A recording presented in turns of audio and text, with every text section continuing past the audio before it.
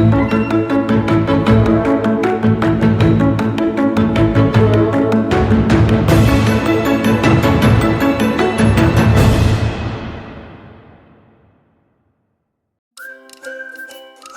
dan bahagia.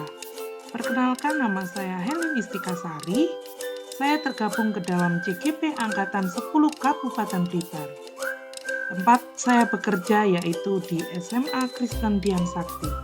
Saat ini saya akan menyampaikan terkait aksi nyata modul 1.4, yaitu diseminasi budaya positif yang telah saya laksanakan di SMA Kristen Dian Sakti pada tanggal 10 Juni 2024.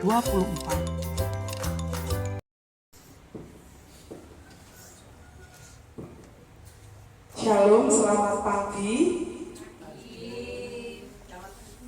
Ya, terima kasih untuk kehadiran Bapak Ibu semua di ruang ini. Sesuai dengan agenda yang sudah sempat saya share semalam ya Bapak Ibu. Jadi hari ini kita berkumpul di ruang guru itu untuk melaksanakan diseminasi terkait materi yang sudah saya dapatkan dari pendidikan guru penggerak gitu nggih.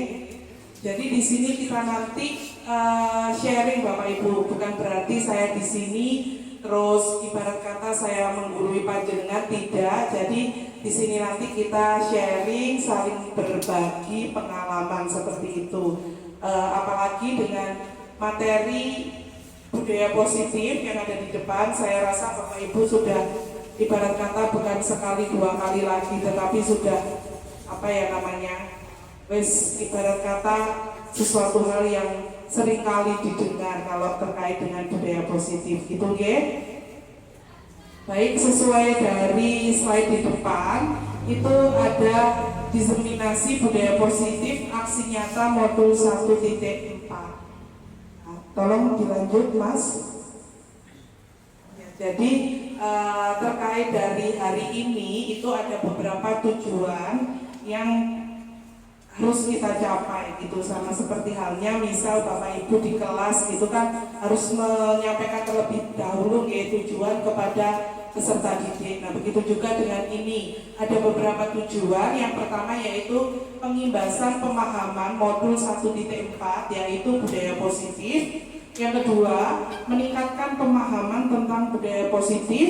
Yang ketiga, setelah diseminasi dapat membentuk motivasi intristik pada murid untuk melakukan budaya positif di lingkungan kelas maupun sekolah. Dan yang terakhir dari tujuan kita yaitu dapat mewujudkan sekolah yang aman dan nyaman untuk belajar.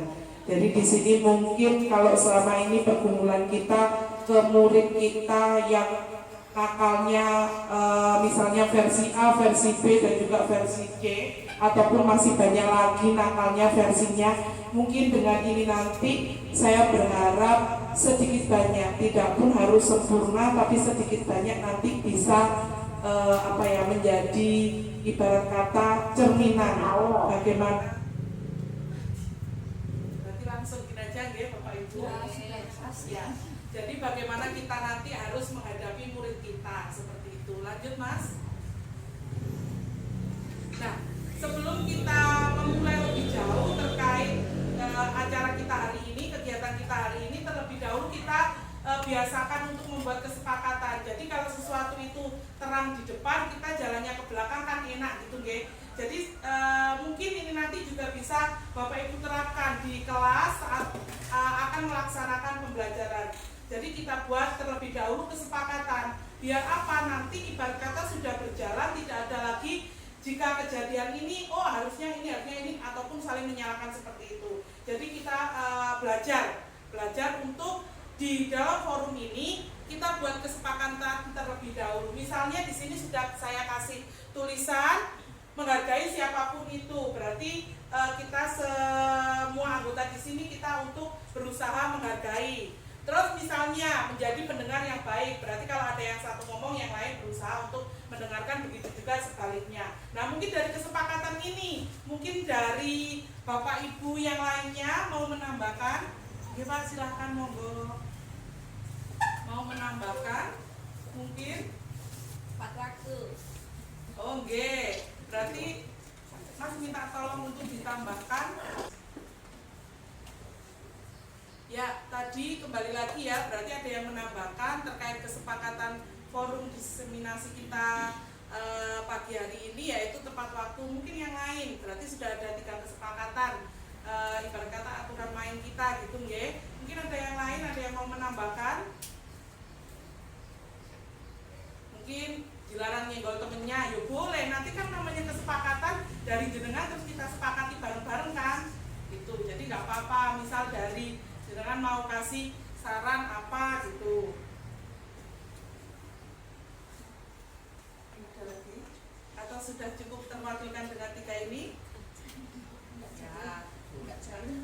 Oh, tidak jahil. Oke, tidak jahil. Tidak jahil. Oke, berarti saya rasa sudah dari 4 ini mewakili ya.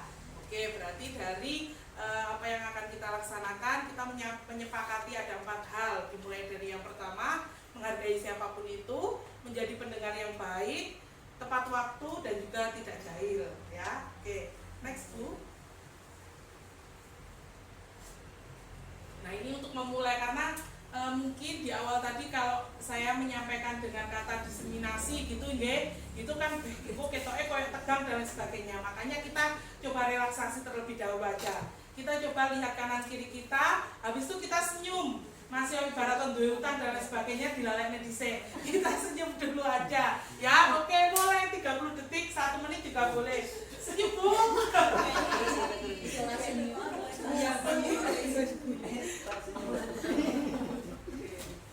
Terima kasih.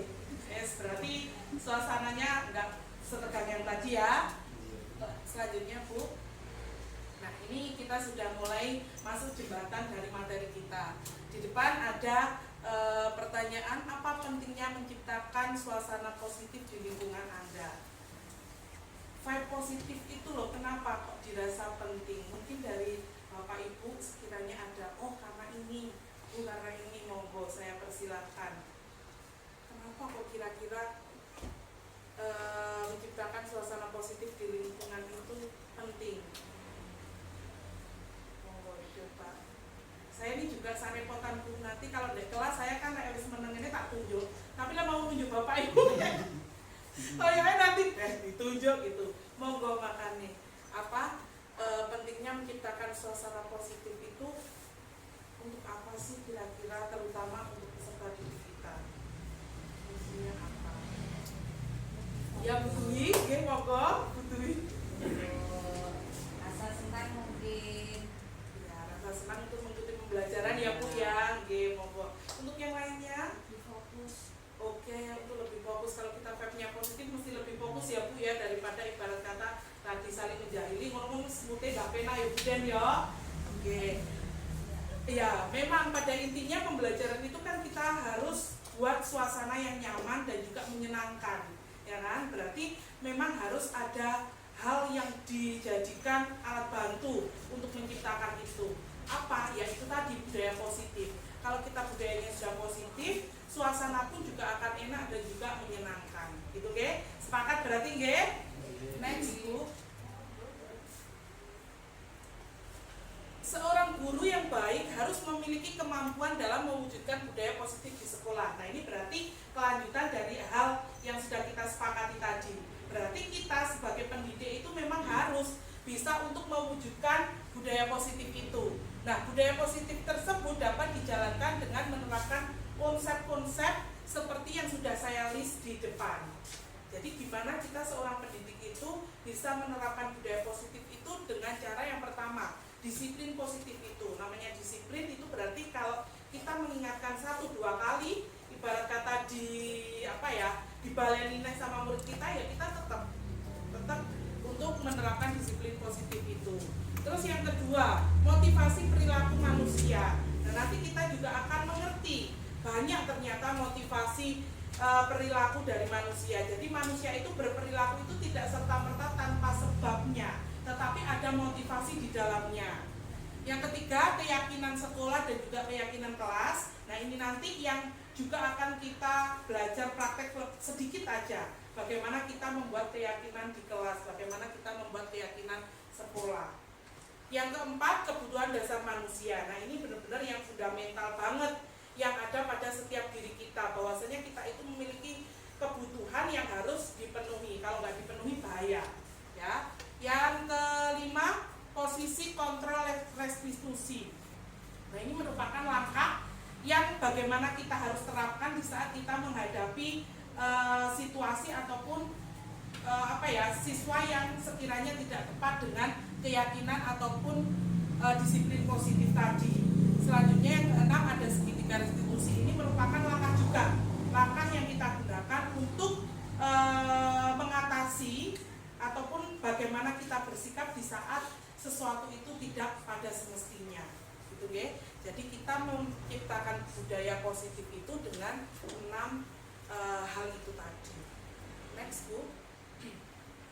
Nah, dimulai dari disiplin positif yang sudah saya sebutkan tadi, nggih, lanjut.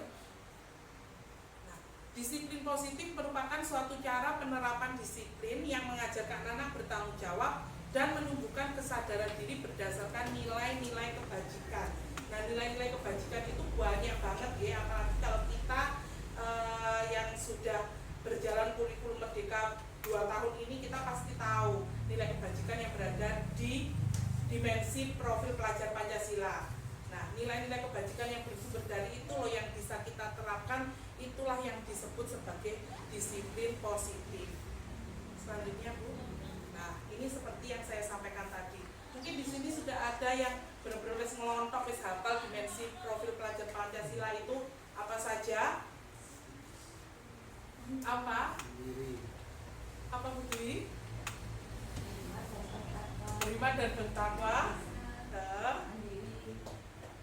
berkebinekaan bebas, bergotong royong, kreatif, menyala kritis.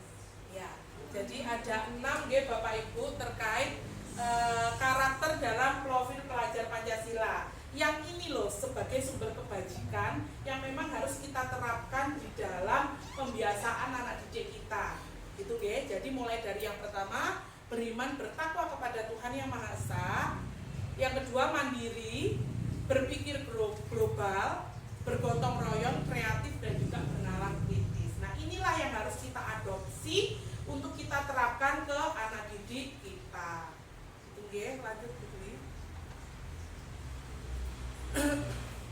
Lanjut lagi. Nah, disiplin positif itu dapat membuat murid memahami dan menyadari untuk berperilaku berdasarkan motivasi internal, bukan akibat paksaan, ujian ataupun hukuman. Gitu ya. Jadi siswa itu tergerak memang dari hatinya, bukan karena takut dihukum oleh misalnya Pak Filmon, bukan karena nanti ingin dipuji sama Bu Eli, bukan nanti karena mau dikasih penghargaan sama Bu Diana. Jadi bukan itu motifnya. Ya, jadi disiplin positif itu bagaimana cara kita untuk menanamkan nilai-nilai kebajikan itu kepada siswa, dan pada akhirnya siswa itu memang tergerak dari hati mereka sendiri. Nah, sulit kan sebenarnya ini ya Bapak Ibu.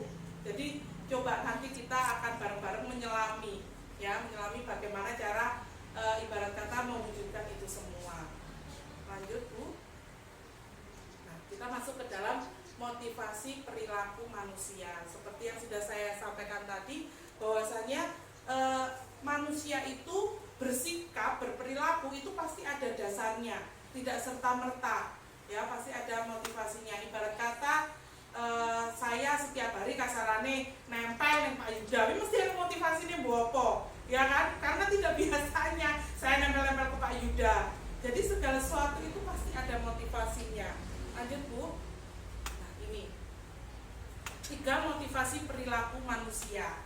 Ya, berarti ini kita kita kerucutkan saja. Kita kerucutkan langsung ke peserta didik. Itu nggih. Berarti motivasi peserta didik kita yang bervariatif, mulai dari misale saiki kok gelem rapi seragame, sesuk kok enggak, saiki doa pagi kok tertib, sesuk enggak. Nah, itu ternyata ada motivasinya. Motivasi yang pertama itu karena untuk menghindari ketidaknyamanan atau hukuman. Ya tadi itu, sesuk sing piket Bu Eli, aku sih tak teko isu banget oh sesuk nek sing piket misalnya Pak Filmon, halah Pak Filmon atau diseneni. Nah berarti itu anak ki masih berdasarkan ketidaknyamanan atau hukuman itu tadi. Dia tidak melakukan dari hati dia. Ya berarti itu dia masih belum memiliki motivasi intrinsik, gitu ya. Terus selanjutnya untuk mendapatkan imbalan atau penghargaan dari orang lain, ya misal nih anak-anak dikasih tahu nanti rajin ke perpus, siapa yang kunjungannya paling banyak pasti dapat hadiah di akhir tahun ajaran. Nah itu anak kan malah bersaing kan, oh berarti aku tak seneng perpus masih rakit-rakitan nyawang biren tok, sementing tanda tangan gitu, rakit-rakitan ibarat nyawang Mas Wiji sementing tanda tangan kan gitu. Nah berarti ini masih belum masuk ke dalam hati mereka. Dia lebih melakukan sesuatu atas dasar pamrih kasarane, ya, mengharap imbalan ataupun penghargaan itu tadi. Terus yang ketiga, untuk menjadi orang yang ingin dan menghargai dirinya sendiri dengan nilai mereka percaya, nilai yang mereka percaya. Nah berarti kalau di sini berdasarkan keyakinan dari diri itulah yang sudah dimasuk ke dalam motivasi internal. Berarti kalau yang dua tadi nomor 1, 2 itu masih eksternal, masih dari luar, ya. Tapi kalau yang ketiga itu sudah sesuai dengan nilai yang mereka yakini, yang mereka percayai. Nah itulah yang sudah masuk ke dalam motivasi internal. Dan inilah yang sejatinya kita sebagai pendidik memang harus arahnya membentuk anak ke sana. Itu ya. Lanjut Bu. Nah di sini sudah saya bedakan, ya, sudah saya bedakan secara lebih terang lagi. Kalau motivasi eksternal itu murid melakukan, motivasi internal itu kalau eksternal murid melakukan tindakan disiplin karena takut dan penghargaan ataupun pujian. Tetapi kalau yang internal itu murid melakukan tindakan disiplin karena sadar akan nilai-nilai kebajikan dalam dirinya, menghargai nilai kebajikan dalam dirinya. Jadi perbedaannya sangat jelas sekali, nggih. Lanjut Bu. Nah sekarang dari apa yang sudah saya sampaikan tadi, saya ingin bertanya kepada Bapak Ibu sekalian, menurut jenengan kira-kira penghargaan atau motivasi itu benar nggak dilakukan? Boleh nggak dilakukan? Gimana? Boleh nggak dilakukan? Pak Fil, boleh. Alasannya kenapa Pak? Ini satu tujuannya untuk mungkin awal kita kasih motivasi ke anak-anak, mungkin itu kita arahkan ke kesadaran diri. Berarti jadi, pertama mungkin kasih dulu penghargaan motivasi dia, kita arahkan supaya bisa timbul dari kesadaran sendiri. Ya, berarti kalau Pak Fil itu sistemnya mancing dulu ya Pak ya, mancing kayak penghargaan saya, mari ngono kok ben ibaratnya nurut gitu nggih. Berarti Pak Fil boleh penghargaan itu boleh dilakukan. Untuk yang lainnya apakah sama boleh? Pripun Pak? Iya udah. Ya itu istilahnya sama ya, memancing ya, istilahnya memunculkan dari diri, mungkin pertama dari penghargaan atau dipuji dulu. Biasanya ketika dipuji senang, kemudian dari hatinya muncul, oh, ternyata enak ya disiplin itu, nggak diseneni, nah itu ya. Jadi dari situ akan muncul kesadaran ternyata disiplin itu bukan sesuatu yang sebenarnya membuat kita terkekang, enggak, tapi itu membuat kita maju. Oke, terima kasih banyak. Berarti sudah ada dua yang mewakili setuju dan boleh kalau penghargaan dan pujian itu dikasihkan ke anak. Mungkin ada, saya minta satu aja, mungkin ada yang jawabannya beda. Berarti boleh semua ini ya, pujian ini oleh ya. Oke, lanjut tutui kita lihat.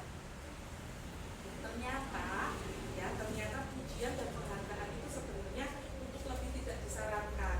Karena kenapa? Itu merupakan ilusi saja. Ya, ilusi. Jadi ilusi itu ya apa ya? Megor sesuatu hal yang terbentuk karena mindset kita, ya. Jadi dihukum oleh penghargaan. Sebenarnya penghargaan itu menghukum. Dihukum oleh penghargaan. Kenapa? Pengaruh jangka pendek dan jangka panjang. Nah, biasanya anak yang dikasih penghargaan, aku tak melakukan neh lah, soalnya sesuk ben entuk neh. Aku tak melakukan neh lah, sesuk ben oleh neh. Seperti itu. Jangka pendeknya seperti itu. Jangka panjangnya apa? engko mesti saiki bener, sesuk balik nek. Saiki bener, sesuk balik nek. Kalau itu jangka panjangnya. Yang kedua, penghargaan itu tidak efektif. Karena kenapa? Kembali lagi ke awal bahwasanya penghargaan, motivasi, pujian itu kan yang asalnya dari eksternal, dari luar. Sedangkan yang harus kita gali itu kan yang dari dalam. Jadi penghargaan itu tidak efektif. Yang selanjutnya penghargaan itu merusak hubungan. Pasti. Kenapa kok bisa seperti itu? Karena seperti halnya hubungan, berarti itu ada sesuatu orang yang intens dan tidak. Kalau hubungan kita bicaranya intens dan tidak kan. Baru kita kalau yang intens itu nanti kan penghargaan itu berguna. Tetapi kalau enggak, tanda tanya. Selanjutnya mengurangi ketepatan. Yang ketiga, menurunkan kualitas. Karena orientasinya apa? Penghargaan, bukan pencapaian yang sesungguhnya. Selanjutnya, penghargaan mematikan kreativitas. Penghargaan menghukum, penghargaan mengurangi motivasi intrinsik. Karena penghargaan tadi seperti yang saya sampaikan itu berasal dari luar. Sebelum saya melakukan pendidikan guru penggerak, saya juga kekeh penghargaan pujian ki iso dengan memunculkan motivasi anak, tetapi ternyata studi kasus berkesimpulan bahwasanya itu hanya ilusi. Nah, teori berkata seperti ini. Makanya kita sebagai pendidik lebih mengarahkan lagi muridnya untuk memiliki motivasi yang intern, yang berasal dari dalam. Gitu ya. Next. Nah, makanya kita coba banding-bandingkan gitu aja ya. Karena di sini saya tadi kertasnya tidak siap banyak warna. Nanti kalau hukuman ya langsung nyebut hukuman, tetapi kalau konsekuensi ya langsung nyebut konsekuensi gitu ya. Di sini nanti ada studi kasus, jenengan pilih itu termasuk hukuman ataukah konsekuensi gitu deh. Monggo Bu Dwi. Nah, ada kejadian anak disuruh mencatat 100 kali di dalam buku kalimatnya adalah saya tidak akan terlambat lagi karena terlambat ke sekolah. Menurut jenengan, ini itu sanksi ataukah hukuman? Bedanya sanksi sama hukuman apa? Oke, berarti kita jelaskan terlebih dahulu ya. Sanksi dan hukuman, kalau kita sepintas, ini kan podo ya. Sanksi dan juga hukuman itu hampir sama. Tetapi kalau sanksi, konsekuensi itu berarti lebih ke berdasar dari apa yang dia langgar. Ada hubungannya, ya ada hubungannya. Nah, tetapi kalau hukuman, dia itu biasanya keluarnya refleks. Misalnya dia kasarannya telat, dia disuruh untuk membersihkan kamar mandi. Berarti kan itu refleks. Kan nggak ada hubungannya sebenarnya ini. Dia nggak telat masuk, terus mari ngono nasi toilet apa hubungannya, kan dia dihukum, iki nggak bakal loh menyelesaikan masalahnya dia telat ini tadi. Gitu. Nah, pripun? Kita masuk ke sini ya. Berarti kalau ada kalimat seperti ini, kejadian seperti ini, kira-kira itu sanksi atau hukuman? Sanksi. Mencatat 100 kali di dalam buku kalimat saya tidak akan terlambat lagi karena terlambat ke sekolah. Menurut panjenengan apa, sanksi atau hukuman? Tergantung catatan 100 kali itu masuk dalam hukum tertulis sekolah atau tidak. Jadi tergantung, bisa masuk hukuman ataupun ke sanksi. Kalau itu masuk dalam catatan tertulis sekolah berarti itu sanksi. Kalau tidak masuk dalam hukuman tertulis sekolah berarti itu hukuman. Oke, berarti ada benang merahnya ya Pak ya. Berarti kalau ini masuk ke dalam peraturan sekolah, bisa saja ini disebut sebagai sanksi. Tetapi kalau ini tidak ada di dalam peraturan sekolah ataupun keyakinan sekolah, berarti ini termasuk ke dalam hukuman. Oke, berarti dari kasus 1 sedikit banyak sudah ada gambaran ya, hukuman itu seperti apa, sanksi seperti apa. Selanjutnya Bu. Nah, kalau ini lari mengelilingi lapangan basket 2 kali karena terlambat hadir di sekolah. Apa? Hukuman?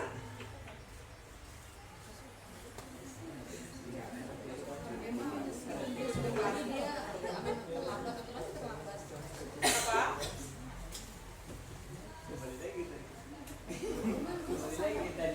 Apa Pak? Tapi itu kalau Iya. Oh iya. Ya. Ya luar biasa jawabannya Pak Nyoto. Jadi memang betul seperti itu Pak. Kalau misal di dalam PJOK, karena kan mainnya fisik ya Pak, kalau PJOK dia lari 2 kali itu masih masuk ke dalam sanksi atau konsekuensi ya. Tetapi kalau ibarat kata di luar itu berarti dia lebih masuk ke dalam hukuman. Next. Membersihkan tumpahan air di meja karena tersenggol ketika belajar.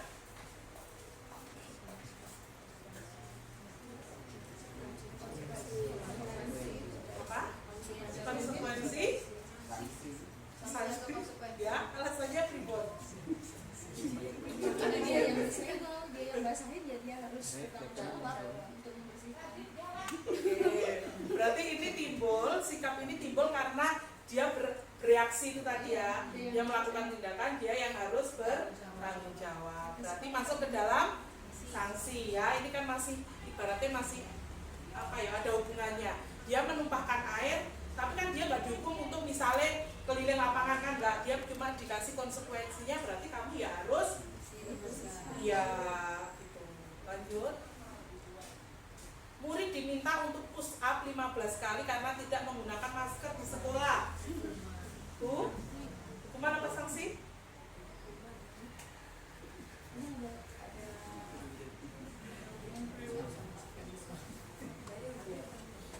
Apa Bapak Ibu?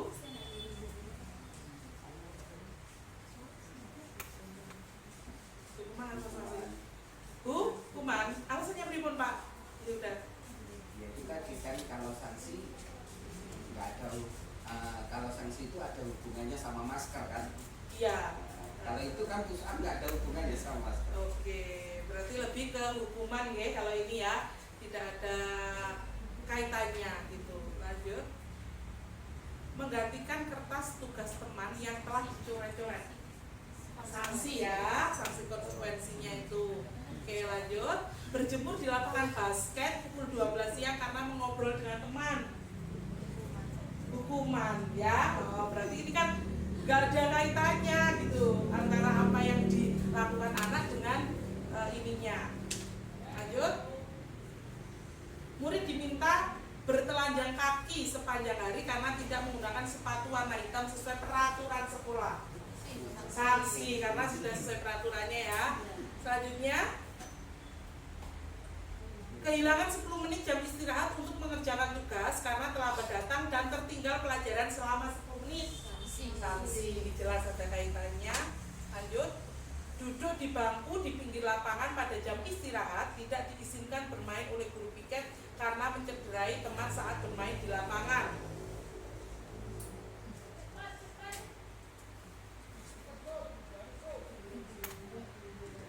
Apa?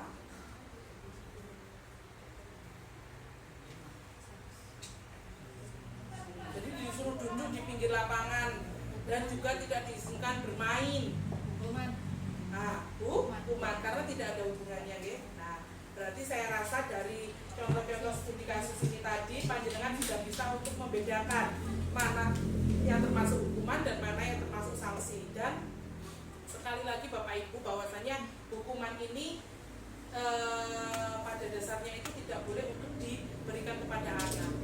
Ya, kita harus sebagai pendidik untuk menghindari hukuman ini. Kenapa? Karena ini akan justru mematikan identitas dan juga karakter peserta didik kita. Jadi mungkin kalau dulu kita itu familiar banget dengan hukuman, nah kalau sekarang kita harus mau berubah sesuai dengan perkembangan zaman, ya. Jadi kita juga harus merubah paradigma kita bahwasanya hukuman itu kita selekniai sementara waktu karena kita mendidik anak itu adalah membentuk karakter mereka. Ya, kalau kita terbiasa menghukum berarti nanti tercipta anak kita ya dia juga yang hal yang sama hukuman gitu nggih. Oke, lanjut Bu. Selanjutnya adalah keyakinan sekolah atau kelas. Nah, ini sebenarnya Bapak Ibu bukan hanya kita lingkup guru SMA Kristen Dian Sakti saja, tetapi ada guru bahasa Inggris, bahasa Indonesia, agama dan lain sebagainya. Seharusnya memang setiap mata pelajaran itu memang harus ada pada keyakinan kelas. Nah, tujuannya apa ya? Kembali lagi, keyakinan kelas tadi kan merupakan nilai-nilai yang universal yang harus diyakini oleh semuanya. Nah, berarti biar di dalam pelajaran tersebut atau di dalam sekolah tersebut terwujud yang namanya disiplin positif tadi. Lalu keyakinannya nggak dibentuk, piye ape bisa mewujudkan disiplin positif gitu kan ya? Jadi seakan-akan kayak kita itu jalan tapi ngawang. Tetapi kalau kita sudah membuat keyakinan kelas atau sekolah, kita pasti lebih bisa untuk membentuk budaya positif di lingkungan kelas ataupun sekolah kita. Gitu. Kita akan lebih bahas dalam lagi terkait itu. Nah, keyakinan sekolah atau kelas ini, guru berperan dalam mewujudkan terbentuknya keyakinan sekolah atau kelas dengan adanya kesepakatan guru dan juga murid.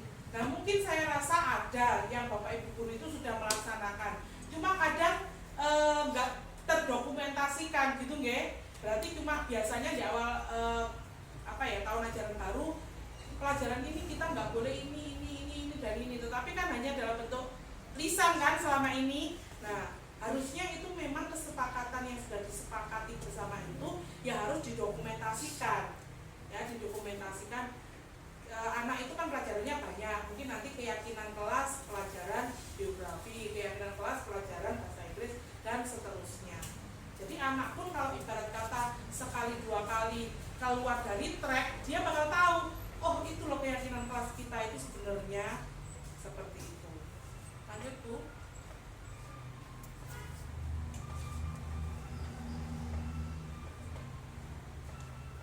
Keyakinan sekolah atau kelas berupa pernyataan-pernyataan universal yang mudah diingat dan dipahami serta harus diterapkan di lingkungan kelas. Jadi nanti kita membuat kata-kata kesepakatan kelas itu yang enak, yang maksudnya gak usah terlalu panjang tapi sedikit aja tetapi mempunyai inti dan mengena di peserta didik kita. Lanjut Bu. Kalimat pada keyakinan kelas hendaklah dalam bentuk positif. Nah, biasanya kita kan kalau membuat keyakinan itu biasanya jangan berlari di kelas atau koridor. Biasanya kita kan menggunakan kata-kata itu toh. Jangan, tidak boleh. Biasanya kan seperti itu toh. Jangan menyontek di pelajaran geografi. Tidak boleh menyalin pekerjaan teman. Kan selalu kata-kata yang berarahkan negatif gitu kan. Nah, sebenarnya kalau kita membuat keyakinan kelas itu harus kalimatnya positif. Contohnya, berjalanlah di kelas atau koridor. Yang tadi kan jangan berlari. Dibentuk ke kalimat positif berarti diubah berjalanlah di kelas atau koridor. Gitu ya. Terus misalnya kita kan buat kata-kata biasanya gini, jangan berantem dengan teman. Nah, mungkin kalau dibuat keyakinan kelas, dibuat kalimat positif, saling menghargai sesama anggota kelas kayak gitu. Jadi nggak boleh kalau keyakinan kelas itu dibuat dengan kalimat negatif. Hindari kata-kata jangan dan tidak boleh. Itu nggih. Selanjutnya Bu.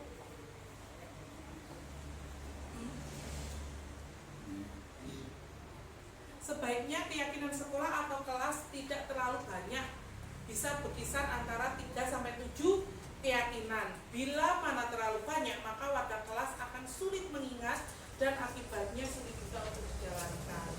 Jadi wes ibaratnya iso limoe wes syukur kuwi jalan. Ya, jangan sampai ibarat kata dikasih terlalu banyak. Dia itu malah lali sak sembarange, malah dadine ora enek sing diyakini gitu ya. Next Bu.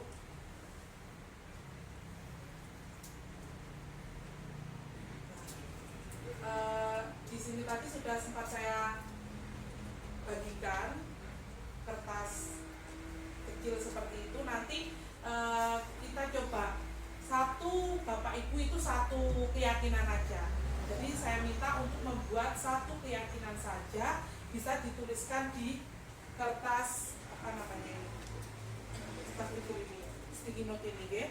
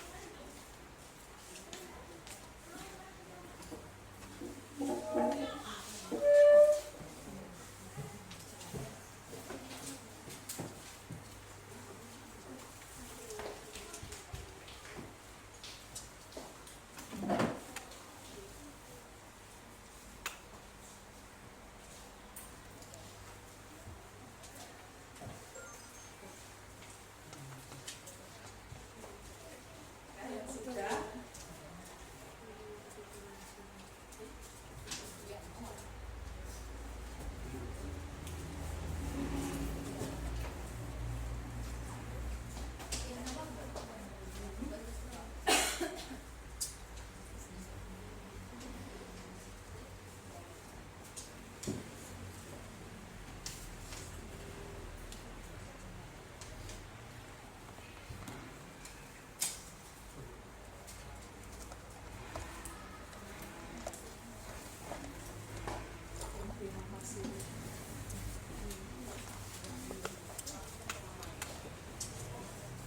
Oke, ini sudah saya dapatkan semua contoh-contoh keyakinan yang sudah Bapak Ibu tuliskan ya. Jadi coba saya baca satu persatu. Sebaiknya kelas dalam kondisi bersih dan rapi.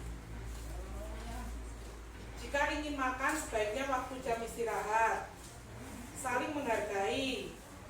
Jika guru terlambat, murid boleh terlambat. Apa? Kerjakanlah tugas secara mandiri. Belajar yang tertib. Hormati guru dan teman. Buanglah sampah pada tempatnya. Belajar dengan tenang. Jujur dalam ujian. Belajar tidak sambil makan jajan. Berbicara baik dan sopan. Nah, ini banyak banget versinya ya, mulai dari kaitan kedisiplinan waktu, kedisiplinan sikap di dalam kelas, terus kaitan juga kejujuran saat ujian. Nah, ini ternyata dari banyak ini tadi. Ini kan masih dalam bentuk peraturan ya, ini tadi. Nah, ini bisa untuk dikelompokkan. Bisa untuk dikelompokkan. Misalnya berbicara baik dan sopan. Habis itu bersikap yang baik dengan teman. Hormati guru dengan teman. Nah, ini ternyata bisa untuk dijadikan satu, mungkin diwakili dengan kata-kata, oh ini Pak, diwakili, oh ini ada lagi, saya mohon Anda untuk tidak mencederai teman. Nah, ini kan merupakan sikap ya, mungkin dengan peraturan-peraturan 4 ini bisa dijadikan satu kata universal. Misalnya, saling menghargai dan menghormati sesama anggota kelas. Berarti kalau menghargai itu kan ya berbicara yang sopan, menghormati kan juga bisa ke arah sana toh. Terus habis itu bersikap baik ke guru itu kan juga bisa ke dalam menghormati, gitu ya. Jadi langkah-langkah dalam membuat keyakinan itu seperti itu. Kita membuat list seperti ini, peraturan-peraturan apa yang harus kita sepakati. Nah, setelah ada peraturan seperti ini dikelompok-kelompokkan. Dikelompokkan sesuai dengan nilainya, nilai kedisiplinan, kejujuran, bertanggung jawab dan lain sebagainya. Itu nggih.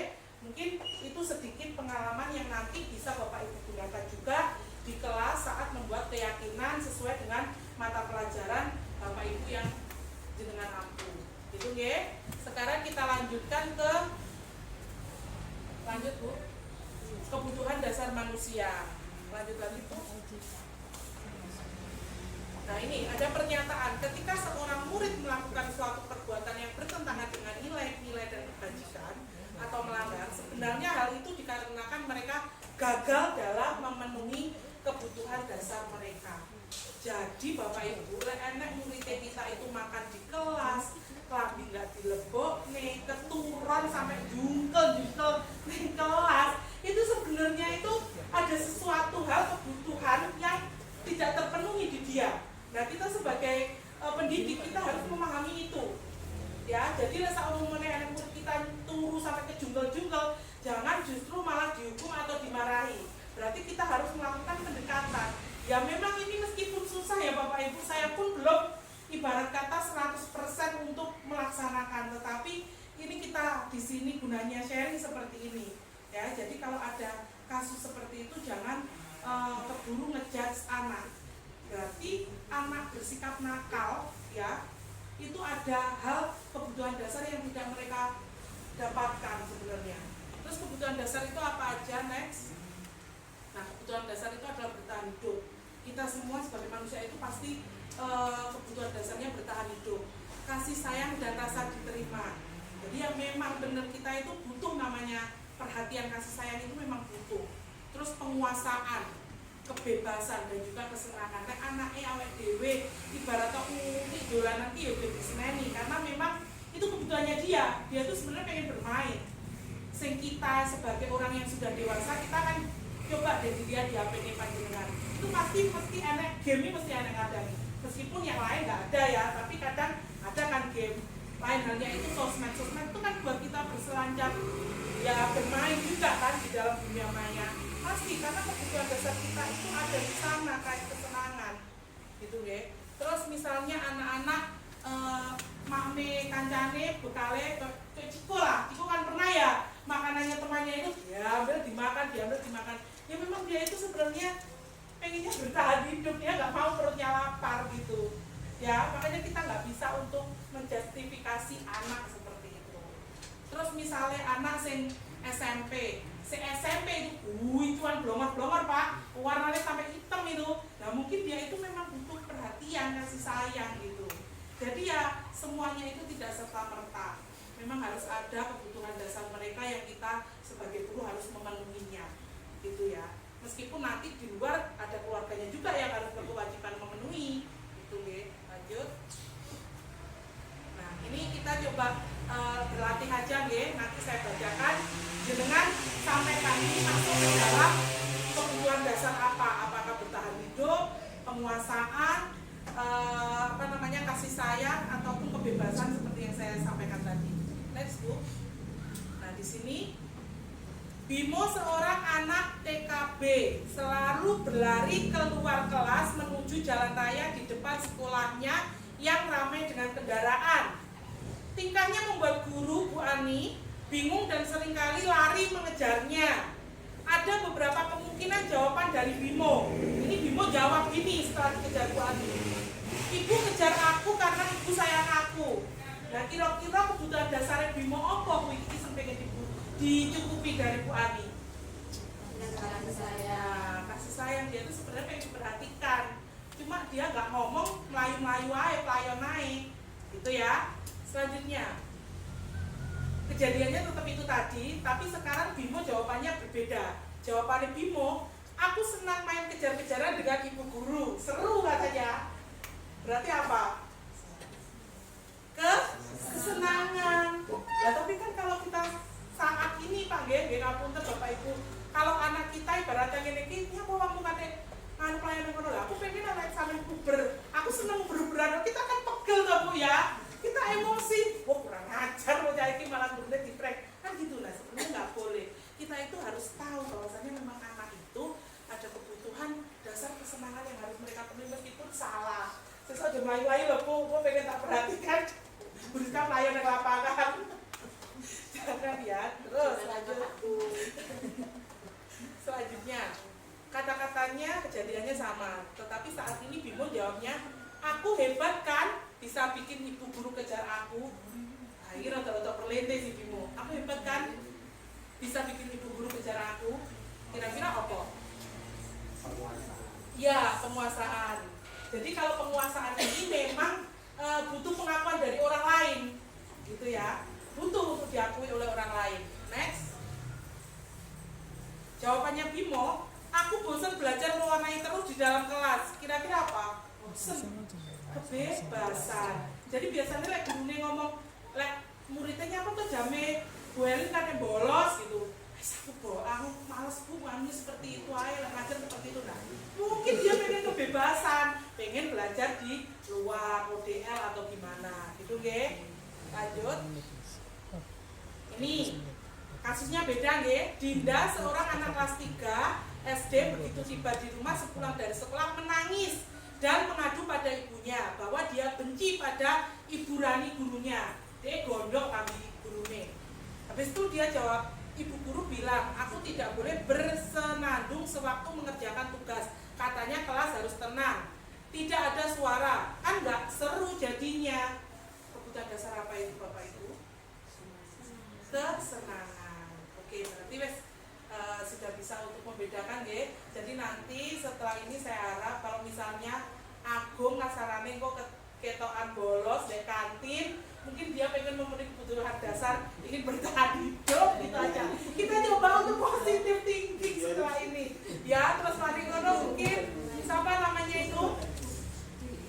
Hikmah ya, siapa yang tidur kejengkel-jengkel itu siapa Bu? Itu ya. Sego itu Bapak Ibu tidur di kursi itu tidur gini kan, gini itu biasa ya. Gini tuh biasa. Nah setelah itu loh, ternyata itu dia sampai jungkel, bener-bener ke lantai gitu loh. Nah berarti setelah itu kita berusaha positif thinking aja. Kalau seperti itu memang ada kebutuhan dasar yang harus dipenuhi gitu. Jadi lanjut Bu, kasusnya nggak usah.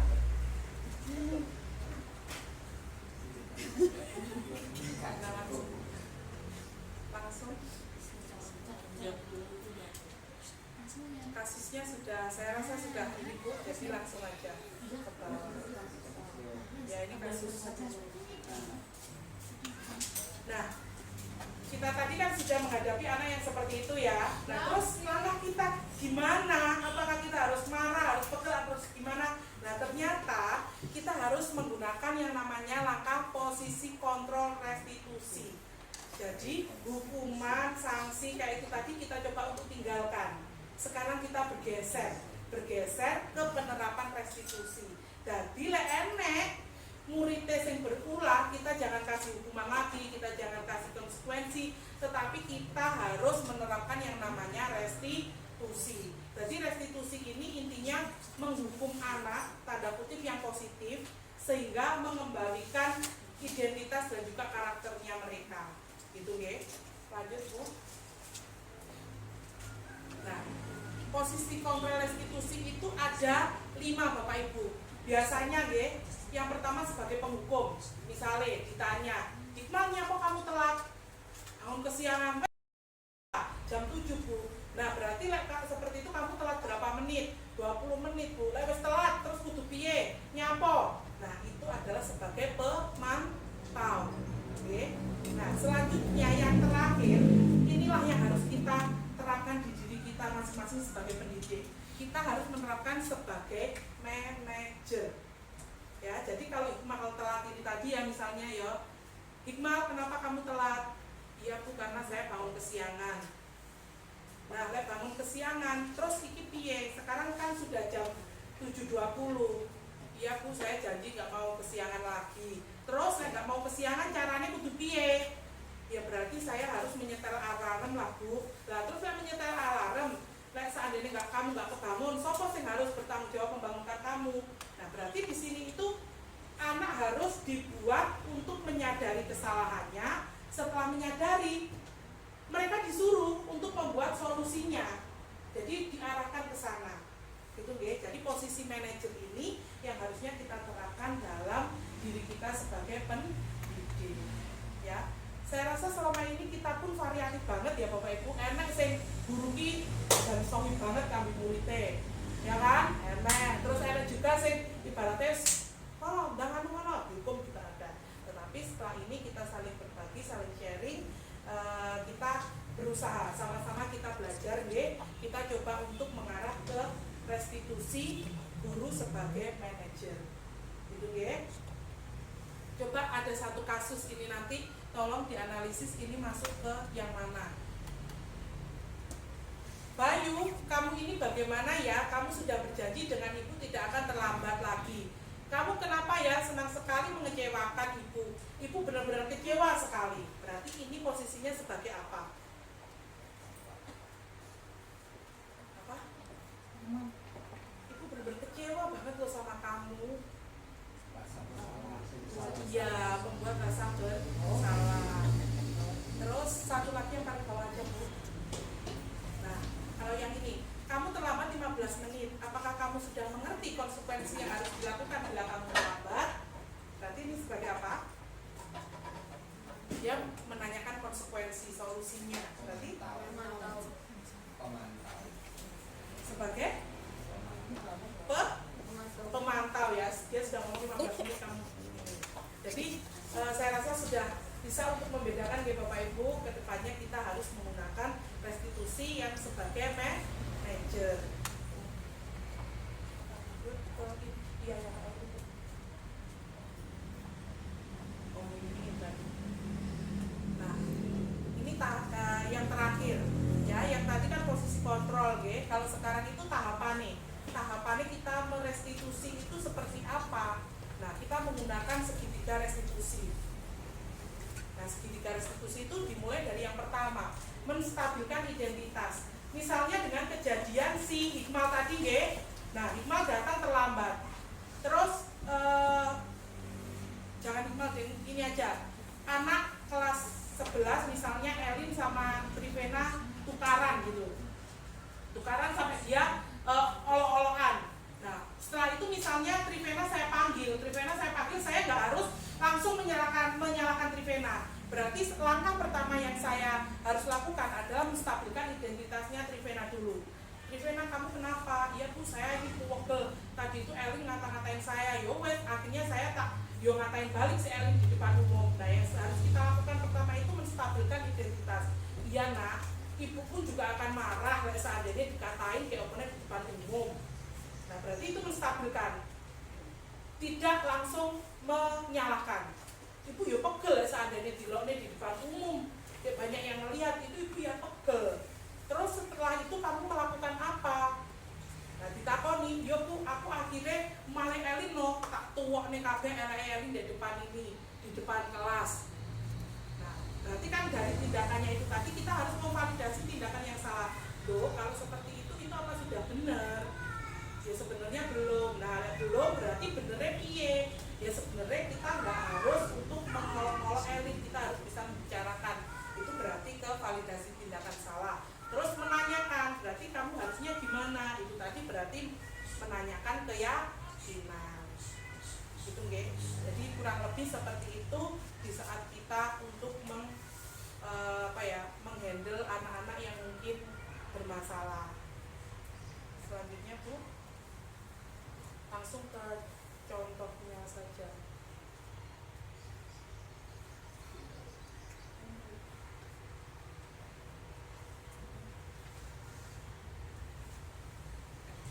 Nah, biasanya menanyakan keyakinan ini, apa nilai yang kita percaya di sekolah kita, nilai-nilai apa yang telah kita sepakati, kelas yang ideal itu seperti apa. Intinya kita balik nih ke anak.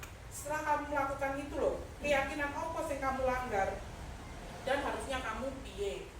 Gitu nggih. Nah, mungkin nanti kalau ada sempat waktu nih jenengan bisa untuk melihat di sini saya sudah menerapkan langkah restitusi, segitiga restitusi. Jadi di situ saya sudah melakukan adegan dengan murid untuk penerapan segitiga restitusi. Mungkin nanti kalau ada waktunya bisa dilihat di YouTube saya, gitu nggih. Dan mungkin itu yang bisa saya sampaikan, Bapak Ibu. Apakah ada pertanyaan? Sudah cukup. Saya berterima kasih banyak atas perhatian dan juga kerjasama dari Bapak Ibu semuanya. Semoga apa yang sudah kita sampaikan ini tadi sedikit banyak bisa untuk menjadi referensi Bapak Ibu di saat menangani murid di kelas ataupun di sekolah kita. Oke, terima kasih. Selamat siang, shalom.